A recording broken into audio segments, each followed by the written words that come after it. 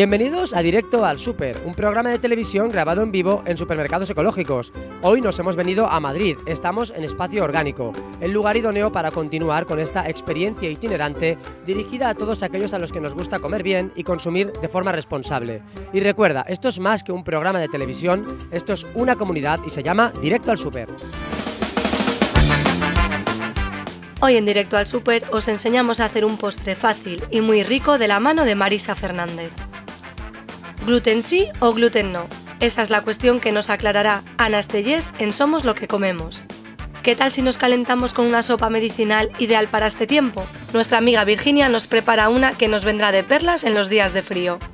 Este mes Espacio Orgánico cumple 5 años y queremos que conozcáis un poquito de su historia y que no os perdáis ninguna de las actividades que os tienen preparadas.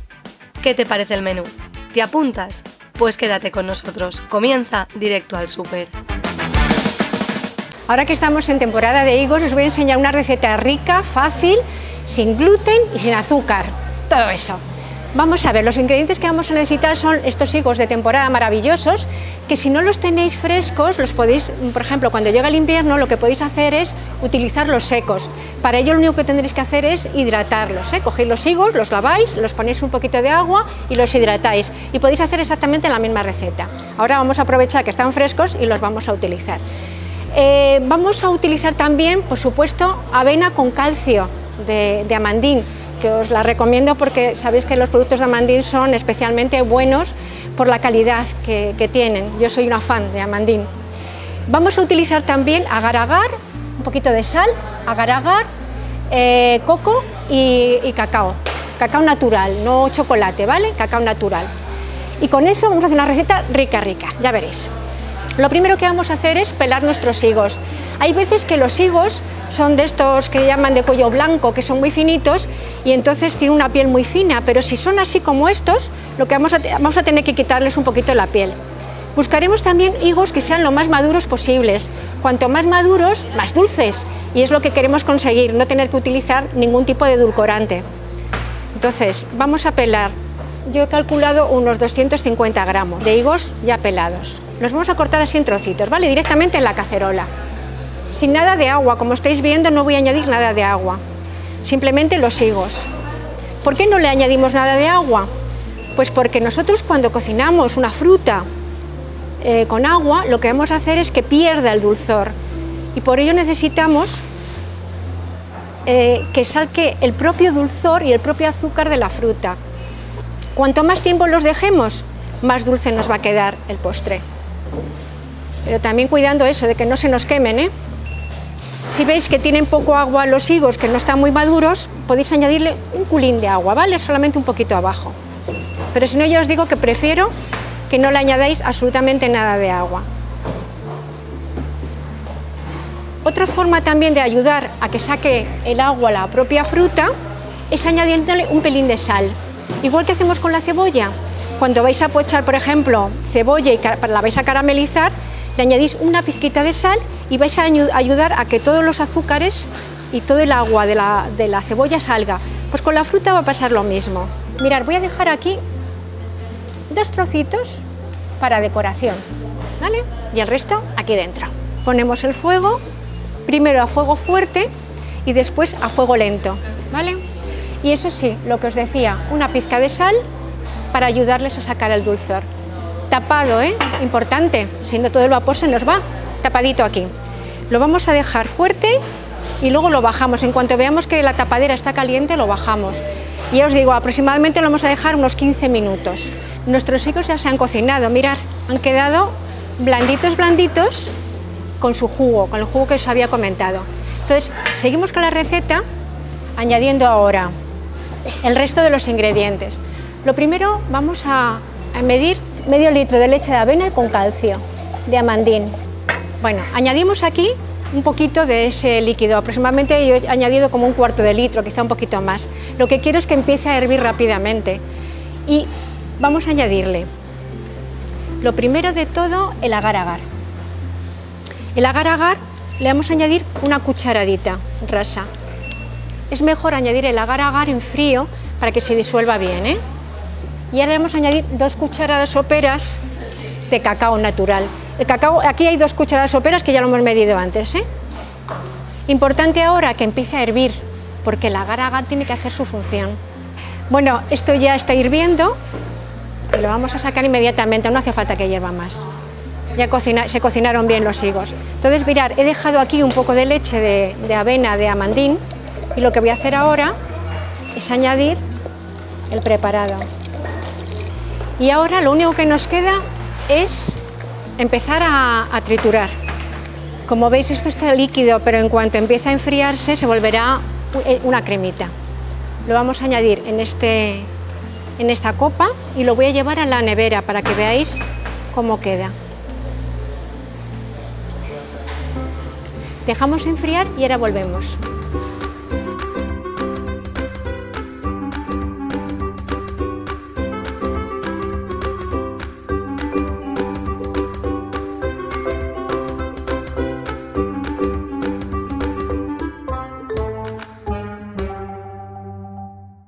Gluten sí o gluten no, hay muchas preguntas alrededor de este tema y muchas dudas que resolver. Vamos a hablar con Ana y que nos cuente su punto de vista.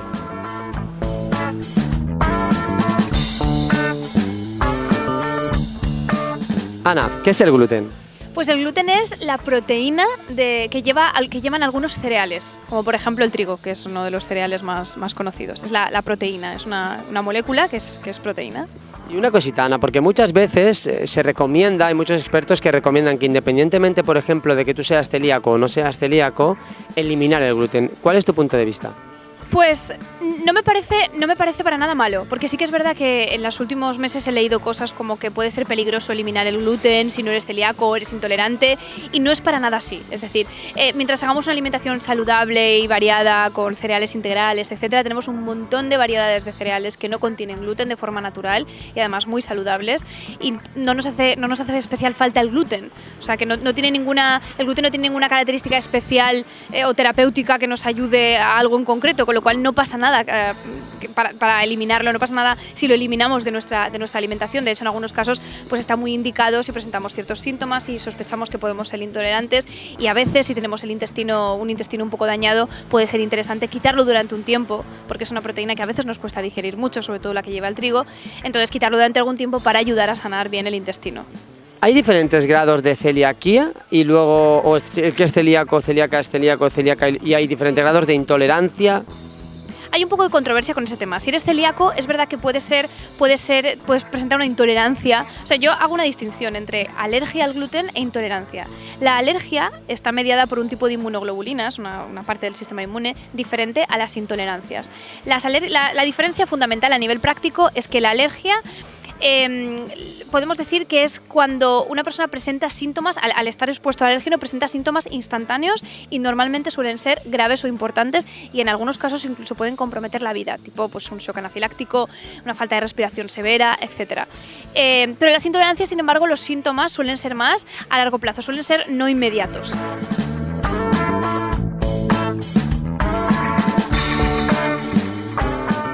¿Qué síntomas nos indican que podemos estar entrando en una intolerancia al gluten?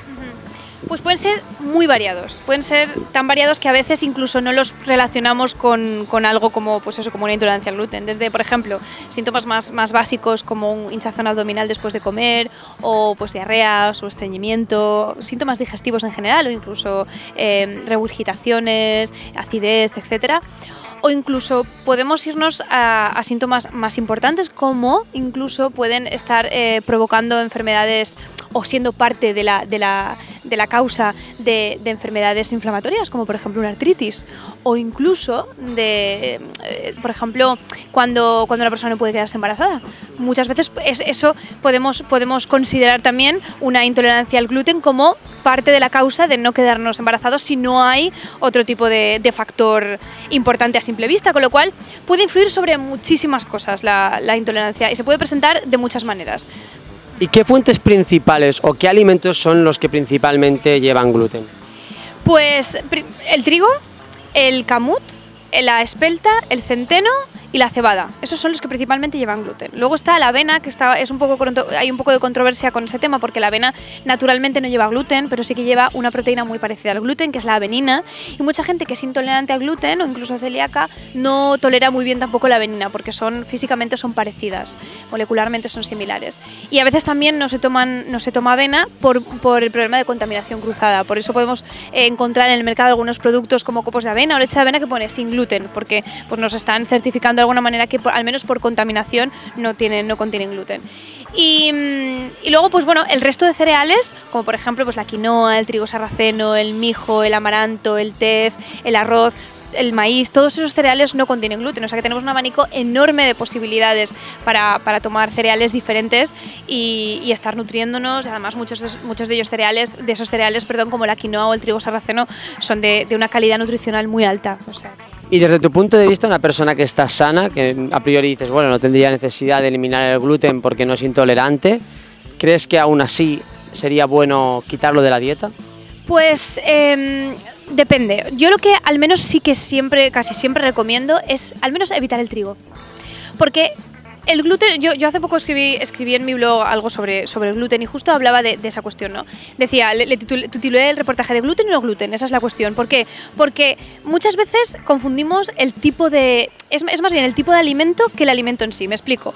Por ejemplo, el trigo contiene gluten, pero el centeno también lo contiene, aunque contiene menos cantidad, pero el gluten que tiene el trigo normalmente es muy diferente al que podemos encontrar en un centeno. ¿Por qué? Pues porque el trigo es un cereal muy procesado, muy también hibridado genéticamente. Entonces, ¿qué ha pasado en las últimas décadas con el trigo? Que no tiene nada que ver el trigo que consumimos hoy en día con el trigo de hace décadas. ¿Qué quiere decir eso? Que ha cambiado su conformación y entre lo que ha cambiado está el gluten. El gluten de hoy en día, que contiene el trigo hoy en día, no tiene nada que ver con el gluten antiguo. El gluten el trigo ahora tiene más cantidad de gluten y el gluten además su conformación también ha cambiado, con lo cual no lo digerimos tan bien. ¿Por qué? Porque está enfocado, el trigo al final es un cereal que se usa para casi todo y está enfocado a la panificación, con lo cual lo que ha interesado es aumentar el contenido de gluten y que ese gluten esté enfocado y sea favorable para la panificación. Eso es lo que ha primado, ¿no? en todo este tema. Entonces eso ha hecho que nosotros no lo toleremos. Muchas veces incluso aunque estemos sanos, ese trigo nos está afectando y sobre todo además el trigo, aparte de hibridado y procesado y genéticamente alterado, también tiene muchos pesticidas, herbicidas, etcétera. Con lo cual, en general, yo siempre, si uno está sano, más que el gluten, aconsejo quitar el trigo. Y a lo mejor tomar centeno o espelta integral, cereales más ancestrales.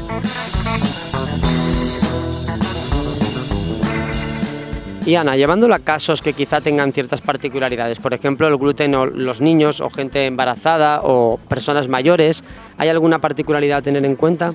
Nada especial, o sea, un poco parecido a lo que he dicho antes. O sea, si presentamos síntomas que nos pueden hacer pensar que tenemos una intolerancia, yo creo que lo interesante es quitar ese grupo alimenticio, por ejemplo, el gluten. Incluso nos podemos hacer análisis, pero a veces los análisis pueden no ser tan fiables. Yo os recomendaría quitarte ese grupo alimenticio, en este caso el gluten, durante de 6 a 8 semanas y ver qué pasa. A ver si esos síntomas, algunos de los síntomas que he comentado antes, digestivos o incluso cansancio, incluso cosas un poco difusas que no sabemos que puede estar afectándonos para sentir eso, pues quitar el gluten durante de 6 a 8 semanas y ver cómo nos sentimos luego. Los niños en concreto, por ejemplo, muchas veces presentan, es muy típico en ellos, ¿no? Presentar eczema y problemas en la piel y cosas similares, incluso otitis de repetición. Todo eso puede estar muy relacionado, aunque a priori no parezca, muy relacionado con intolerancias alimenticias, con el intestino. Entonces ahí también habría que fijarse bien en esos niños, sobre todo en concreto, que presentan esos síntomas. Y bueno, en general a los niños yo también evitaría el trigo, sobre todo estamos hablando de un trigo industrial, blanco, etcétera. Pero en general todo tipo de trigo y me iría siempre a cereales integrales pero más ancestrales. Lo mismo con las personas mayores. O sea, si tienen síntomas digestivos sí que podemos hacer la prueba, pero si no, con que quitemos el trigo es suficiente. Y por último, Ana, te quería comentar también una recomendación a gente que está sana, que de por sí lo que hablábamos antes, no hace falta que eliminen el gluten sí o sí, pero que es bueno a veces probar para ver si quizás solucionamos algunos problemas. ¿Hay alguna recomendación específica para gente que quiera quitarse el gluten de la dieta? ¿Algún sustituto, algo que tenga que hacer? Pues nada, básicamente es acostumbrarse un poco a nuevos sabores, ¿no? Y a nuevos cereales. Digamos que empezar a introducir pues eso, la quinoa, el trigo sarraceno, el mijo, el teff y probar recetas diferentes. Digamos que mi recomendación sería pues a lo mejor coger un día a la semana y probar cositas diferentes, por ejemplo hacerme una crepe de trigo sarraceno, buscar recetas, buscar incentivos, ¿no? Y un día a la semana probar cositas diferentes para tener al alcance pues alimentos sin gluten que además son muy sencillos de preparar, que hoy en día lo tenemos muy al alcance porque como os he comentado antes, hay un montón de cereales que no tienen gluten muy buenos además y muy nutricionalmente muy buenos, como por ejemplo la quinoa o el trigo sarraceno, que son dos de mis favoritos porque además tienen bastante proteína.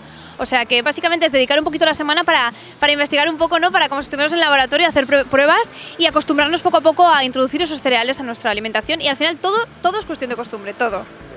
Pues ya sabéis, es cuestión también de probar cosas y por qué no intentar eliminar el gluten, sobre todo si tenéis algún problema tipo migraña o este tipo de cosas, pues quizá elimináis el gluten y lo solucionáis.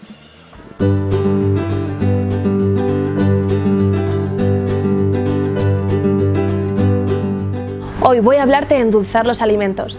Seguro que has escuchado eso de que el azúcar blanco cuanto más lejos mejor. Y es cierto. Pero no todas las opciones saludables son igual de sanas e igual de sabrosas. No sé si conoces la propuesta del Dr. Goer, una empresa que desarrolla todos sus productos utilizando el coco como ingrediente base, 100% bio y que apuesta por la sostenibilidad y el comercio justo. Pues Dr. Goer te propone dos tipos de endulzantes muy interesantes para tu día a día. Por un lado, el sirope de coco, que se obtiene directamente del néctar de las flores del coco. Es un producto 100% natural, vegano y sin gluten. Tiene un sabor increíble y unas propiedades nutricionales muy interesantes. Por otro lado, tienes que probar también el azúcar de coco. Es mi preferido, para las bebidas, para el té o para preparar deliciosas tortitas y galletas. Tiene un sabor acaramelado que lo hace muy sabroso. Lo mejor de todo es que el índice glucémico de este producto es igual a 35, bajo comparado con otro tipo de endulzantes. Y ya que estamos hablando de postres, dos recomendaciones más de la casa. Cuidado con esto porque es una tentación. Láminas de coco dulce, a mí me tienen loca. Son ideales para picar entre horas, sin pasarte. Tampoco tienen gluten y su sabor es exquisito. Y por último, el coco rallado. Lo tienes tanto fino como grueso, en los dos formatos. Ya no tienes excusa para ponerte a preparar postres con estos increíbles productos. Todos con altas cualidades nutricionales, bajo índice glucémico y capaces de cautivar a cualquier invitado. Y a ti. Así que ya sabes, pon algo de coco en tu vida. Hoy vamos a hacer una sopa especial para las defensas, para prevenir y tratar catarros, gripes, mocos. Sirve tanto para cuando estamos enfermos como para prevenir. Tiene esta sopa dos ingredientes muy especiales. Lo primero es la raíz de quinacia, que siempre en fitoterapia la hemos usado de forma tradicional para mejorar nuestras defensas. Y también vamos a utilizar la seta shiitake, que es lo mejor que hay para aumentar las defensas en la alimentación. Ya veréis que es muy sencillita de hacer y está muy rica. Lo primero que tenemos que hacer es hacer la infusión de la equinacia. Realmente no es una infusión, lo que vamos a hacer es una decocción. Hay que dejar hervir la raíz de equinacia porque es una parte de la planta dura, con lo cual necesita que el agua esté hirviendo durante unos minutos para poder coger toda la sustancia buena de la planta. Entonces, lo primero que tenemos que hacer es dejar que el agua empiece a cocer. Una vez que empiece a hervir, vamos a echar la equinacia y la vamos a dejar unos 5 minutos hirviendo. Pasado este tiempo, lo que vamos a hacer es dejar reposar entre 5 o 10 minutos nuestra decocción de equinacia. Mientras se está preparando nuestra decocción de equinacia, vamos a ponernos a partir, pues a mí que me gusta mucho el ajo y es tan antibiótico, me gusta añadirle bastante ajito, entonces le voy a añadir 2 dientes de ajo. Nuestra cebolla ya la tenemos partidita y ahora lo que voy a hacer es cortar muy pequeñita en cachitos el ajo. Ya tengo el ajito cortado y ahora lo que voy a hacer es usar raíz de jengibre fresco. Más o menos es un cachito, dependiendo de vuestro gusto, un poquito más, un poquito menos. A mí me gusta bastante, le da un sabor un poquito picante y es un expectorante muy bueno. Además calienta el cuerpo que da gusto, o sea que si tenéis esa sensación de frío interno os vendrá genial. Se corta en cachitos finitos.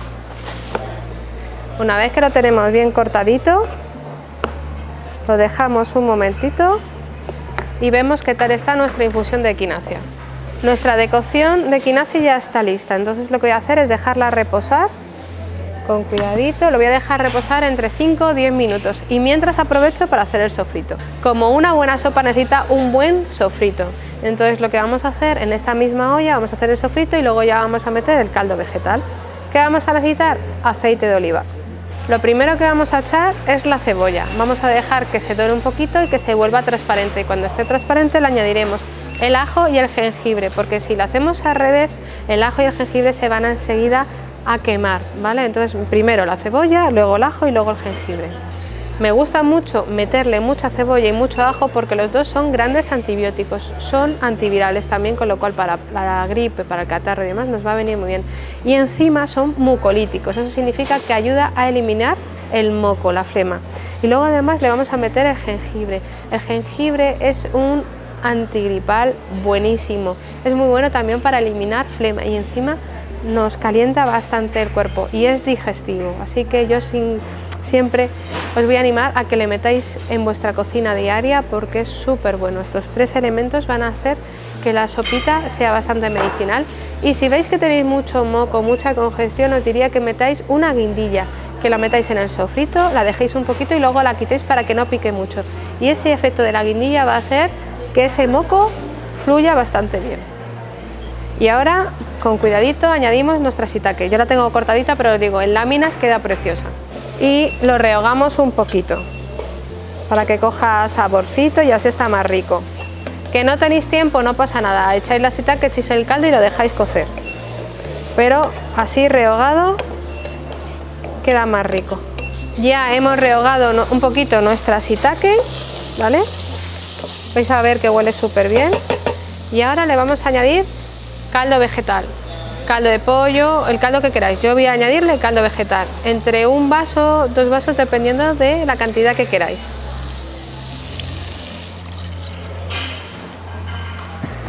Ahora lo que vamos a hacer es que cueza bien todo un poquito. Lo vamos a dejar como unos 5 minutitos cocer más o menos. Eso tenéis que ir probando y cuando ya la shiitake esté blandita, ya está preparada. Nuestras setitas ya están, entonces lo que voy a hacer para que este plato sea un plato más completo, le voy a meter unos noodles de trigo sarraceno que además son multivitamínicos totales y dan muchísima energía y están muy ricos. Esto es una ración más o menos para una persona, aunque si sois para 2 también está bastante bien. Esto se hace en 5 minutitos. Ya están nuestros noodles blanditos y listos, así que ahora sí que vamos a incluir nuestra decocción de quinacia. Con cuidadito, siempre lo vamos a hacer en el último momento para que no pierda ninguna propiedad. Vamos a incluir la infusión o la decocción. Le va a dar un sabor así a raíz, como puede ser muchas veces el rábano y demás, pero queda rico, no os preocupéis. Lo movemos un poquito, le dejamos un pelín más que le dé un hervor y ya está preparada.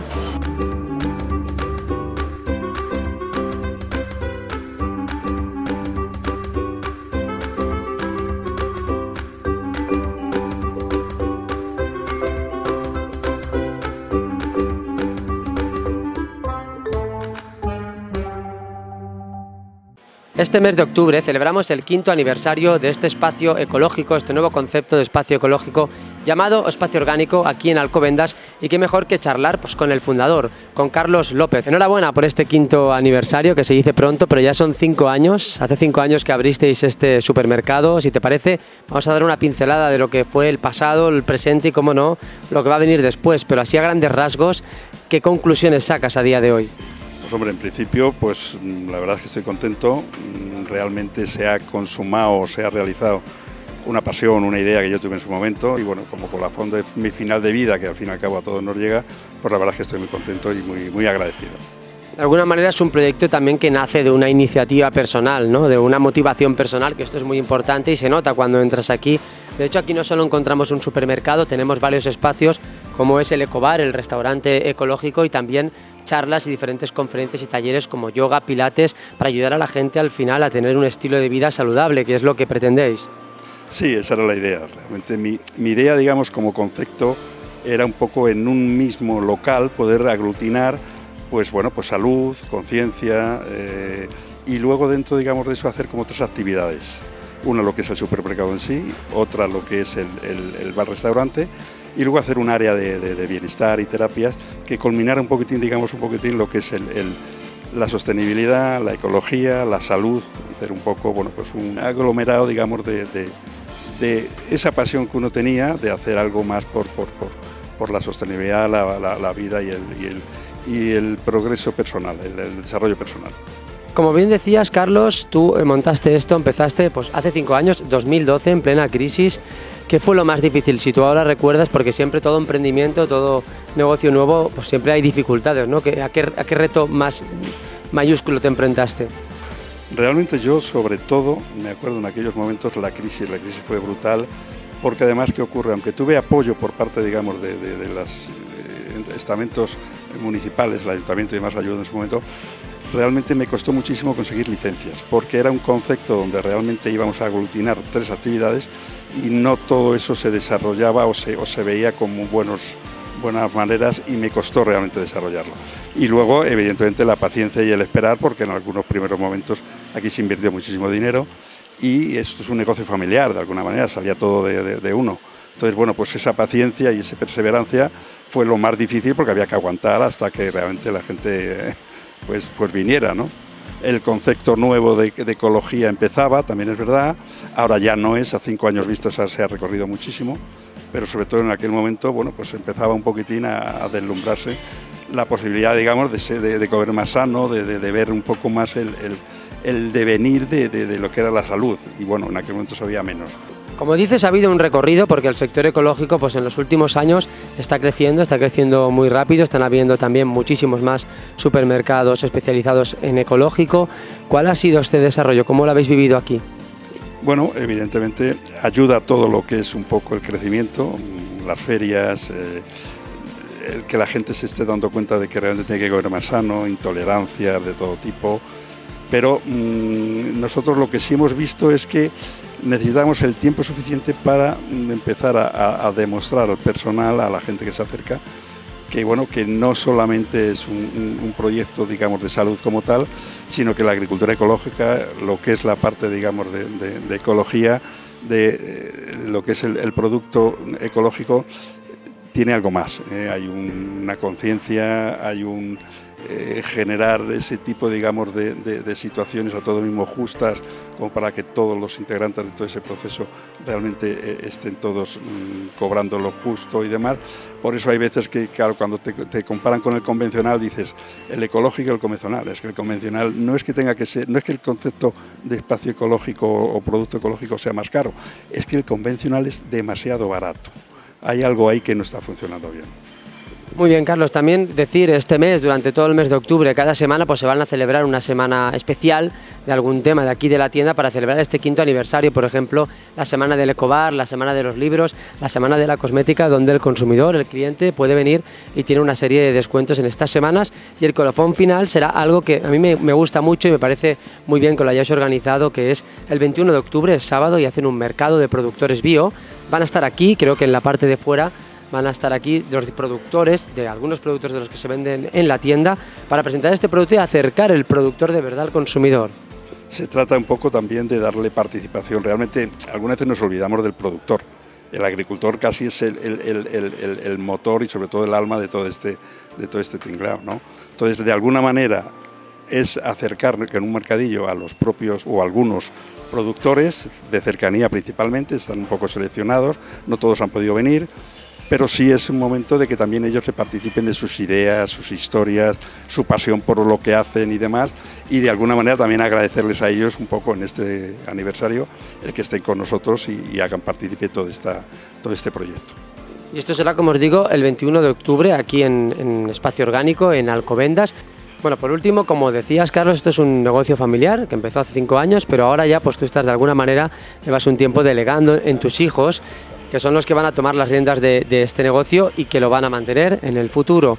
¿Qué esperas de esto? Pues hombre, la verdad yo estoy ilusionado.